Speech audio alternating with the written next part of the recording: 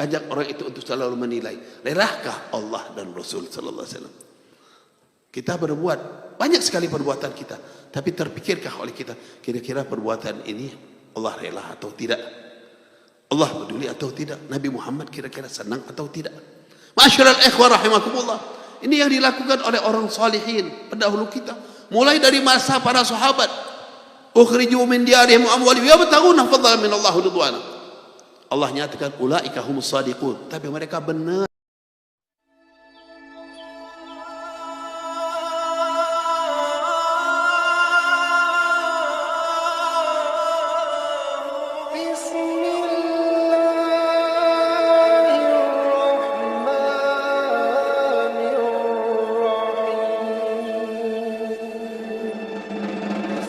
Assalamualaikum warahmatullahi wabarakatuh. Alhamdulillah. Allahumma lakal hamdu syukra wa lakal mannu fadla wa anta rabbuna haqqan wa nahnu abiduka riqqan wa anta lam tazal lidhalika ahla. Ashhadu an la ilaha illallah wahdahu la sharika lah وأشهد أن سيدنا ومولانا محمدا عبده ورسوله اللهم فصل وسلم على سيدنا محمد صلاة تغفر بها الذنوب وتصلح بها القلوب وتنطلق بها العصوب وتلين بها الصعوب وعلى آله وصحبه ومن إليه منسوب. قال الله سبحانه وتعالى في كتابه العزيز فاعتبروا يا أولي الأبصار.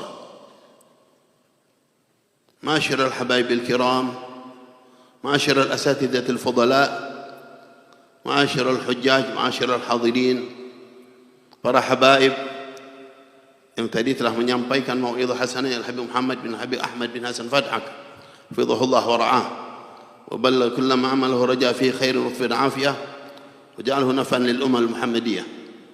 وأخينا الحبيب عمر عبد العزيز بن عبد الرحمن شهاب الدين حفظه الله ورعاه وبلغ كل ما عمله ورجاه في خير وعافية. وحبيبنا محسن بن عبد الله الحبشي، حبيبنا محمد بن عبد الله الحبشي، وكافة الحبائب حفظهم الله ورعاهم وبلغ كل ما رجاهم، وكافة الحاضرين المحترمين, para habaib, para hadirin yang kita semua insyaallah selalu akan mendapatkan keberkahan dan anugerah dari Allah SWT. Terutama juga sahibul ma'had, sahibul majlis Habib Syukri bin Ali bin Syahabuddin hafizahullah wa ra'ah wa a'anahu wa ayyadahu wa ballagha munah wa yassara jami'a umurah bil khusus bima nawa bihadha al ma'had wa ma qasada bihadha al ma'had. Fa asallallahu subhanahu wa ta'ala yakuna da'iman tahta nadharah wa tahta ri'ayah ملاحظة الأجداد والأسلاف خصوصا حبيبنا الأعظم محمد صلى الله عليه وسلم. آمين يا رب العالمين.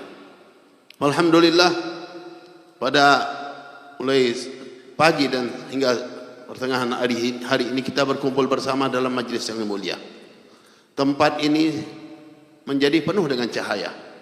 Kalau tadinya atau dahulunya cuma hamparan, mungkin cuma ditutup oleh pohon-pohon dengan kegelapan, saat ini ia berubah. Dia berubah dan menjadi tempat yang bercahaya. Cahaya itu didapati dari mana? Dari orang-orang yang akan mengisi tempat ini dengan qiraatul Quran, dengan zikrullah, dengan bersolawat kepada baginda Nabi kita Muhammad sallallahu alaihi wasallam, dengan menggali ilmu-ilmu yang pernah dibawakan, yang diwariskan oleh baginda Nabi kita Muhammad sallallahu alaihi wasallam. Tempat ini akan menjadi kebanggaan. Tempat inilah kelak yang termasuk akan menangisi orang-orang nanti apabila sudah kembali kepada Allah. Tempat orang-orang mukmin yang mereka selalu melakukan amal ibadah kebaikan-kebaikan. Apabila orang tersebut kembali kepada Allah, maka tempat itu pun akan merasa sedih dengan berpisah pada orang tersebut. Inilah yang akan membanggakan kelak insya-Allah. Masyiral hadirin rahimakumullah. Allah menyatakan kepada kita fa'tabiru ya ulil absar, ambil pelajaran. Kita dalam majlis ini mengenang haul. Yang pertama al-Imam Muhaddithil Haram Al-Habib Alawi bin Abbas Al-Maliki, seorang imam besar rahimahullah radhiyallahu anhu wa nafa'ana bih. Ini sudah dibawakan bagian daripada manaqib beliau. Kemudian juga dibarengi dengan Al-Hawl Habib Ahmad bin Hasan Fadak, Habib Ahmad bin Hasan Fadak rahimahullah, wa askanahu jannatan tajri min tahtiha al-anhar, amin ya rabbal alamin. Dalam rangka majlis yang penuh dengan keberkahan ini, ma'asyiral ikhwah rahimakumullah, tadi kita sudah mendengarkan berbagai macam petunjuk, bimbingan, bahkan manaqib mereka. Satu hal yang luar biasa, intinya mengajak kita untuk benar-benar berpikir dan merenung. Hakikatnya kita adalah hamba Allah. Allah SWT menjelaskan kepada kita hakikat tujuan daripada kehidupan ini apa, dan apa sebetulnya hakikat diri kita ini. Allah menyatakan dalam Al-Quran, وَلَقَدْ خَلَقْنَا الْإِنسَانَ مِنْ سُلَالَةٍ مِنْ طِينٍ ثُمَّ جَعَلْنَاهُ نُطْفَةً فِي قَرَارٍ مَكِينٍ ثم خلقنا النطفة علقة فخلقنا العلقة مضغة فخلقنا المضغة عظاما فكسونا العظام لحما ثم أنشأناه خلقا آخر فتبارك الله أحسن الخالقين. Inilah asal usul kita. Dari mulai kakek kita Nabi Allah Adam alaihissalam yang diciptakan dari tanah, kemudian berlanjut untuk kita semua dari apa? Dari tetesan air mani. Kita kembali memikirkan, ma'asyiral ikhwah rahimakumullah, di mana berada tetesan air mani tersebut? Dzarrah, bibit manusia yang dahulunya pernah berada di tulang sulbi Nabi Allah Adam alaihissalam. Kita semua pernah berada di tulang sulbi Nabi Allah Adam alaihissalam. Berpindah kepada ummina Sayyidatina Hawa, berpindah lagi kepada Nabi Allah Syith, dan terus dari orang tua ke orang tua sehingga orang tua kita. Berada di tulang sulbi orang tua kita, bapak kita. Ma'asyiral hadirin rahimakumullah, masih bibit untuk kelak akan menjadinya kita. Siapa yang menjaga bibit tersebut? Siapa yang perhatian kepada bibit tersebut? Dalam lindungan siapa bibit tersebut? Ma'asyiral ikhwah rahimakumullah. Setelah demikian rupa, dipindah, dicampurlah dengan sperma seorang ibu, ditaruhlah pada rahim ibu kita. Ma'asyiral ikhwah rahimakumullah, kita tumbuh di dalam rahim ibu dari mulai tetesan air mani itu menjadi gumpalan darah, lalu berkembang menjadi gumpalan daging, berkembang lagi menjadi bentuk manusia yang dibentuk oleh siapa semua ini? Apakah kita berbuat sesuatu? Apakah orang tua kita ikut berbuat sesuatu? Apakah ada yang berbuat membantu untuk pewujudan ini semuanya, sehingga ia akan kelak menjadi janin yang sempurna, lalu pada masanya ia akan keluar di muka bumi ini? Inilah kita semua. Di dalam saat yang berbarengan itu juga, bukan hanya ibu kita yang mengandung kita. Berapa banyak ibu-ibu yang dalam keadaan mengandung dan hamil. Dalam saat itu juga, siapa yang mengatur semua ini? Siapa yang membentuk semua ini? Siapa yang menciptakan semua ini? Pekerjaan siapa? Adakah satu makhluk yang mampu berbuat semua ini? Ini adalah ciptaan Allah. Ini adalah perbuatan Allah subhanahu wa ta'ala. Ketika kita lahir pun, kita tidak mampu berbuat apa-apa. Seorang makhluk yang lemah. Apakah ibu kita membantu, orang tua kita membantu dengan sendirinya begitu saja? Ketika sang anak menangis, apa yang dilakukan oleh ibunya? Ibunya menyusui. Apakah memang ibunya bisa menciptakan susu untuk sang anak itu? Apakah bapaknya bisa membantu untuk mengunjurkan hal tersebut? Kita tidak bisa berbuat apa. Bapaknya, ibunya, tidak ada yang berbuat apa-apa untuk kita, ma'asyiral ikhwah rahimakumullah. Semua ini adalah perbuatan Allah. Bahkan ibunya pun selalu siap siaga ketika sang anak menangis untuk menyusui anaknya, memperhatikan anaknya, peduli kepada anaknya. Dari mana dorongan untuk sang ibu memperdulikan anaknya tersebut? Memiliki rasa cinta sejelek apapun anaknya. Mungkin ada seorang ibu dapat anak lahir hitam anaknya, kira-kira langsung dibanting apa tidak? Tetap dipeduli, diperhatikan, dirawat. Dari mana tumbuhnya kecintaan ini? Dari Allah subhanahu wa ta'ala. Ini bukan hanya pada manusia, demikian juga pada makhluk-makhluk yang lain. Kita lihat hewan, baik hewan ternak sampai ke hewan buas sekalipun, semua ini dalam aturan Allah subhanahu wa ta'ala. Semua kita dalam aturan Allah, tidak ada yang lepas dari aturan Allah. Ma'asyiral ikhwah rahimakumullah. Ketika mulai tumbuh, ketika kita mulai memiliki pikiran, ketika kita merasa sudah mulai mampu, terkadang disitulah saatnya banyak manusia yang lupa Kita lupa kepada Allah. Kita lupa bahwasanya hakikat pemilik kita, pengatur kita itu adalah Allah. Terkadang kita lah merasa mampu berbuat, mampu bertindak, apalagi di saat marah, seakan-akan kita lah orang yang paling kuat. Ma'asyiral ikhwah rahimakumullah. Karena itu tidak ada lain. Kita dituntut hanya untuk kembali kepada Allah. Kita adalah hamba Allah yang lemah. Kita akan kuat apabila kita kembalinya kepada Allah. Inti dari ciptaan kita untuk apa? Untuk dunia, untuk semua ini tidak. Wa ma khalaqtul jinna wal insa. Kita dituntut hanya untuk mengabdi dan ibadat kepada Allah Subhanahu wa taala. Menyembah Allah, mengagungkan Allah. Dengan demikian ini berarti kita tahu dari tujuan kita. Inilah letak keberuntungan kita. Ketika kita lupa hanya dunia yang kita pikirkan, dengan kemampuan pikiran kita sehingga untuk tidur pun masih mikirkan usahanya, bukan mikirkan ibadatnya, bukan mikirkan mungkin besok dia akan kembali kepada Allah, lalu bekal dan persiapan apa yang ia bawa. Ma'asyiral ikhwah rahimakumullah. Bukan demikian kehidupan yang sebenarnya yang harus kita wujudkan. Kita harus mempersiapkan diri kita untuk menuju kepada Allah. Itulah yang digambarkan dengan para salihin. Orang yang kita peringati haulnya Al-Habib Alawi bin Abbas Al-Maliki, bagaimana kehidupan beliau? Tidak ada saat-saat yang kosong daripada amaliyah-amaliyah yang ditujukan hanya untuk Allah. Al-Habib Ahmad bin Hasan Fadak begitu juga. Beliau demikian hebat, berbuat apa saja. Untuk apa perbuatan yang kita lakukan? Untuk apa perilaku yang kita kerjakan semua ini? Kalau tidak untuk menuju kepada ridhonya Allah. Itulah yang Allah gambarkan pada para sahabat Nabi kita Muhammad sallallahu alaihi wasallam. Anak-anak didik baginda Nabi kita Muhammad sallallahu alaihi wasallam. Allah gambarkan tentang mereka bagaimana, apa yang mereka lakukan, untuk apa kehidupan ini yang mereka perjuangkan. Lil fuqara'il muhajirin alladzina ukhriju min diyarihim wa amwalihim yabtaguna fadlan min Allah wa ridwana wa yansuruna Allah wa rasulahu ulaika humus shadiqun. Allah nyatakan fuqara. Mereka bukan semuanya fuqara kalau menurut pandangan kita. Kenapa? Padahal sahabat bukanlah orang yang tidak punya waktu itu. Banyak di antara mereka ketika hijrah, mereka punya toko, mereka punya usaha di kota Makkah. Tapi semua kita adalah fuqara kepada Allah. Sebanyak apapun harta benda tidak ada artinya. Tadi sudah digambarkan. Ada orang yang bisa bangga kelak di akhirat karena paling kaya di muka bumi ini. Tidak ada artinya sama sekali. Semuanya fuqara. Harta dalam satu detik yang tadinya mungkin bertumpuk-tumpuk, triliun-triliun berapa banyaknya, dalam satu detik bisa habis. Tidak ada gunanya sama sekali. Tapi inilah orang-orang ketika merasakan dirinya orang yang fuqara kepada Allah, selalu membutuhkan Allah, selalu menuju kepada Allah. Itulah yang dilakukan oleh para sahabat. Ukhriju min diyarihim wa amwalihim, diusir, dikeluarkan, harta mereka tinggalkan, rela. Untuk apa?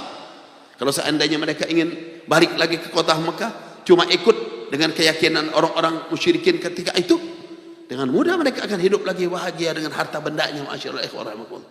Tapi mereka rela meninggalkan semua itu, kekayaan yang ada, rumah tangga yang mereka tinggali waktu itu, ditinggal semua untuk la ilaha illallah Muhammad Rasulullah.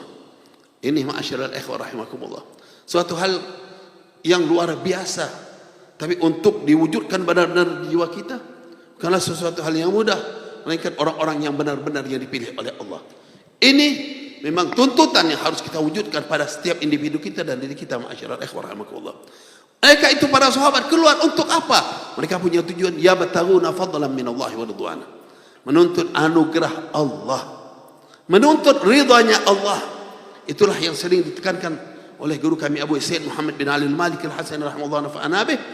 Ketika orang datang bertanya kepada beliau dalam satu urusan apapun yang mereka dihadapkan, lalu beliau kembalikan pertanyaan itu kepada orang tersebut. Kira-kira Allah dan Rasulnya rela apa tidak dengan perbuatan itu? Kalau Allah dan Rasul rela, kau lakukan. Setiap perbuatan yang diajak orang itu untuk selalu menilai, relakah Allah dan Rasul sallallahu alaihi wasallam? Kita berbuat banyak sekali perbuatan kita, tapi terpikirkah oleh kita kira-kira perbuatan ini Allah rela atau tidak? Allah peduli atau tidak? Nabi Muhammad kira-kira senang atau tidak? Ma'asyiral ikhwah rahimakumullah. Ini yang dilakukan oleh orang salihin pendahulu kita, mulai dari masa para sahabat. Ukhriju min diyarihim wa amwalihim yabtaguna fadlan min Allah ridwana. Allah nyatakan ulaika humus shadiqun, tapi mereka benar Sungguh-sungguh dengan niat dan tujuan mereka ini. Mereka adalah pedoman dan tauladan untuk kita semua. Lalu dikembalikan kepada orang-orang Al-Ansar, demikian pula keadaan mereka. Walladzina tabawwa'ud dara wal imana min qablihim yuhibbuna man hajara ilaihim wa la yajiduna fi sudurihim hajatan mimma utu wa yu'thiruna ala anfusihim walau kana bihim khasasah wa man yuqa shuhha nafsihi fa ulaika humul muflihun. Allah nyatakan orang-orang Ansar juga begitu hebatnya. Mereka cinta kepada para muhajirin yang datang dari kota Mekah, orang-orang yang datang dengan tujuan Allah, dengan tujuan mencari ridha Allah, mereka sambut. Mereka pun berbuat karena Allah, karena Rasulnya, baginda Nabi kita Muhammad sallallahu alaihi wasallam. Ditampung para tamu ini, dipersiapkan rumah-rumah mereka. Ini rumah saya, silahkan tinggal di sini, bila perlu rumah ini dibagi dua. Sebagian untuk kamu dan sebagian biarkan tinggalkan untuk kami dan keluarga. Mereka punya harta, ditunjukkan harta itu ada berapa. Ini harta kami. Jika kamu perlukan, ambillah separuhnya bila perlu. Adakah kira-kira di masa sekarang orang yang berani seperti itu? Sebaliknya, yang dibayangi dengan uang sampai bisa berubah, bukan lagi untuk berinfak dan mengeluarkan harta benda mereka. Dibayangi oleh uang walaupun mereka sudah memiliki, tapi untuk merasakan kecukupan, naudzubillah min dzalik. Itulah Rasul gambarkan, sampai berapa gunung emas pun bagi orang-orang yang selalu tamak tidak akan cukup untuk mereka. Intinya, ketika orang itu bertujuan kepada Allah, itulah keberuntungan yang akan didapatkan. Masyaallah ikhwan rahimakumullah, Allah memberikan peluang untuk kita semua, siapapun dari umat Nabi Muhammad sallallahu alaihi wasallam. Allah nyatakan, walladzina ja'u min ba'dihim yaquluna rabbana ighfir lana wa li ikhwanina alladhina sabaquna bil iman wa la taj'al fi qulubina ghillan lil ladzina amanu rabbana innaka ra'ufur rahim. Orang yang datang setelah mereka, para pendahulu kita, baik itu muhajirin, baik itu al-ansar, dan orang-orang solihin, aslafun salih, masih ada kesempatan untuk kita semua. Apa yang harus dilakukan? Kita lakukan. Kita mencontoh mereka. Iya, untuk amalia seperti mereka bukan mudah. Mereka sering mengkhatamkan Al-Quran. Terkadang ada yang setiap satu hari khatam Al-Quran. Ada yang 3 hari sekali. Minimal dinyatakan, para sahabat terutama, itu satu bulan itu 1 kali mesti khatam Al-Quran. Coba bayangkan kita berapa kali khatam Al-Quran. Ada yang sampai setiap hari khataman Al-Quran. Ma'asyiral ikhwan rahimakumullah. Ini gambaran tentang mereka. Sebanyak mana kita dapat berbuat, sejauh mana amaliah kita, ma'asyiral ikhwan rahimakumullah. Namun ma'asyiral ikhwan, tadi sudah tanamkan kecintaan yang sungguh-sungguh pada mereka. Tapi bukan berarti diam dengan kecintaan, usahakan untuk meniru mereka.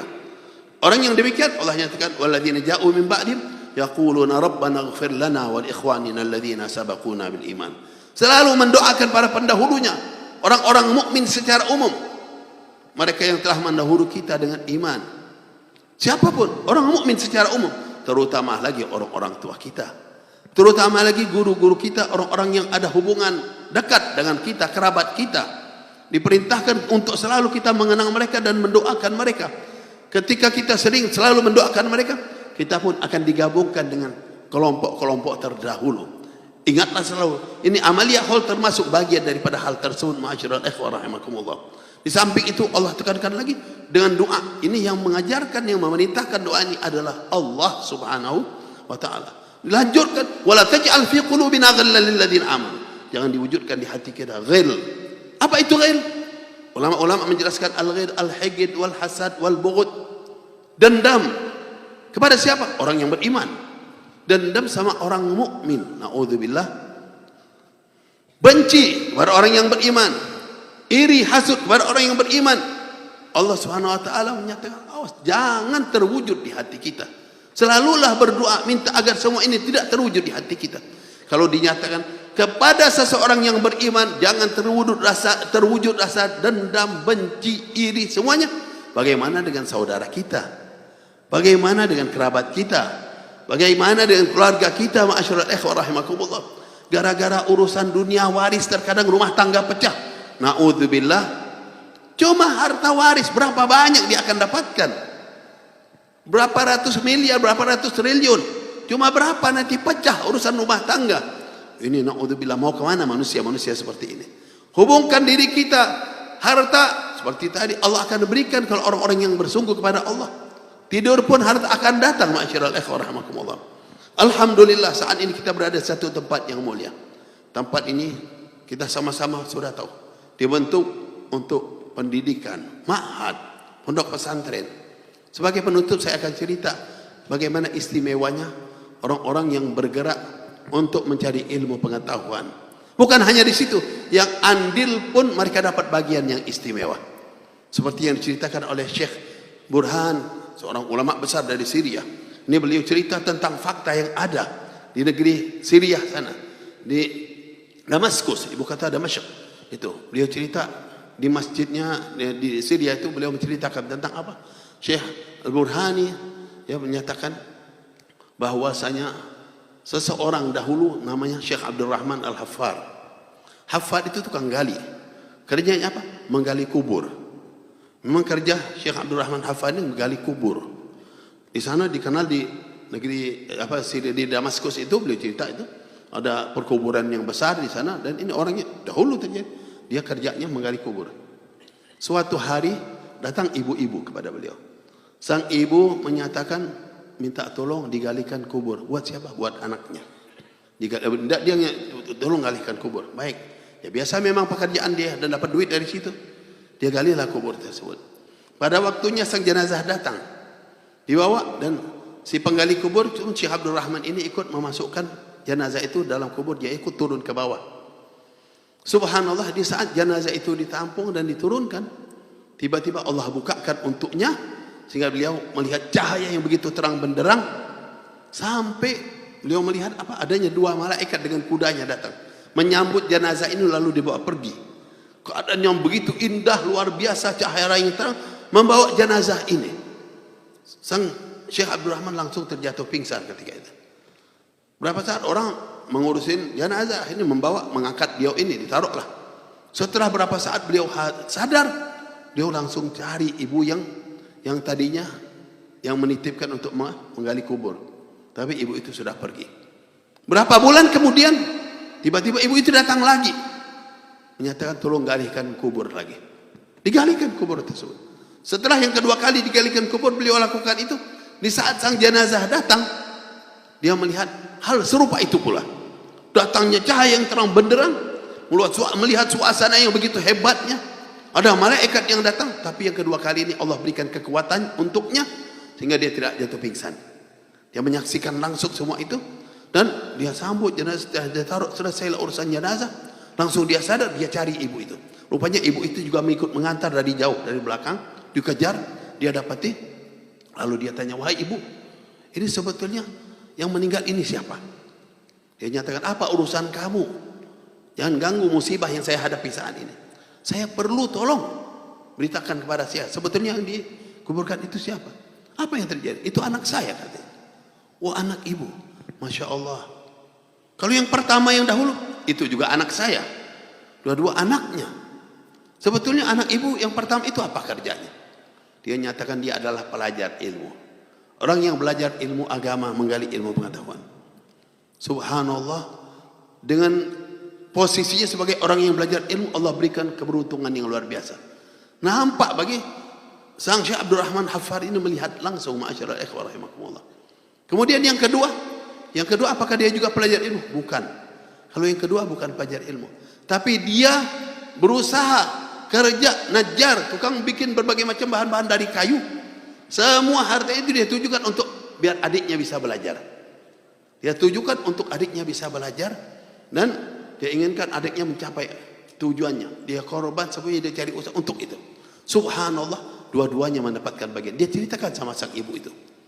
Ini ma'asyiral ikhwah, artinya yang ikut andil dalam urusan pondok pun termasuk urusan bangunan, urusan ini jangan dianggap sesuatu hal yang kecil. Dinyatakan Syekh Abdul Rahman itu akhirnya memutuskan untuk dirinya pergi kemana?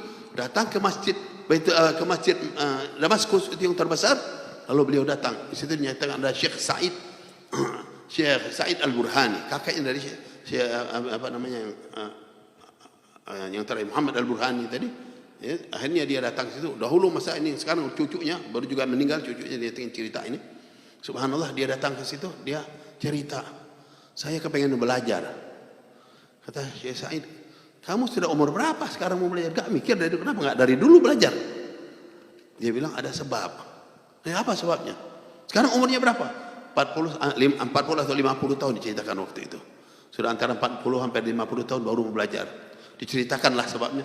Kata Syekh Said, baiklah. Sekarang mulailah dari Ajurumiyah, belajar Jurumiyah pertama kali. Belajar ilmu nahu, belajar fikih, terus satu persatu. Subhanallah, pada akhirnya yang tadinya hafarul kubur, tukang gali kubur, jadi ulama besar di Syria. Menjadi ulama besar di Syria, dan akhirnya beliau terkenal. Sehingga sekarang pun masih terus anak keturunannya dinyatakan jadi ulama-ulama besar. Dan Syekh Sa'id Al-Burhani tadi, dia juga punya anak keturunan sampai sekarang tetap memegang masjid yang ada di Damaskus itu, jadi ulama-ulama besar. Ma'asyiral ikhwah rahimakumullah. Saya waktu itu mendapatkan kiriman cerita ini dari teman, ada di teman juga, dan saya pastikan lagi ceritanya dari Syekh Mahir, ada Syekh Mahir Munajjid. Dia nyatakan ya kenal sama Syekh Sa'id Al-Burhani itu. Ya waktu itu dia, oh ya itu orang ini, dan dia sering datang ke Said Muhammad Maliki, katanya Abu Yazid Muhammad Maliki, dan dia ada hubungan, kata Masya Allah. Nah, ini, dan waktu itu Syekh itu cerita, ini bukan cerita dongeng tapi fakta kenyataan yang ada. Ini baru gambaran yang masih di dunianya, gimana di akhiratnya nanti. Masyaallah ikhwah rahimakumullah. Ya, seperti ini jangan dianggap sesuatu hal yang kecil. Bukan nilai uang yang miliar-miliaran, apa-apa itu ya, macam-macam itu yang bisa ngerubah imannya seseorang, naudzubillah. Tapi pekerjaan yang seperti ini, andil sedikit nilainya besar. Gimana kalau andilnya banyak? Ya, andil sedikit nilai besar. Ada yang bilang, oh suka sedikit aja dah, lumayan daripada enggak. Kalau punyanya lebih banyak, kenapa pakai daripada enggak? Ya, ikut lagi yang lebih banyak. Itu akan lebih menguntungkan. Semoga Allah berikan taufiknya daripada kita sekalian. Dan insya Allah kita doakan selalu tempat ini menjadi berkembang dengan tempat yang bermanfaat. Masyarakat sini terutama jamaah-jamaah kita, habaib kita yang dari Pegayut dan seputarnya, insya Allah orang-orang yang masya Allah mendukung terwujudnya pondok ini, semoga mereka juga dapat keberkahan. Semua kita yang hadir dapat keberkahan insya Allah, menjadi orang-orang yang bertujuan kepada Allah, ridho Allah, dan insya Allah kita mendapatkan ridho Allah dan ridho Nabi kita Muhammad SAW, ridho salafun salih, hingga kita akan beruntung bahagia dunia dan akhirat. Amin ya rabbal alamin. Wabillahi taufiq wal hidayah. Wassalamualaikum warahmatullahi wabarakatuh.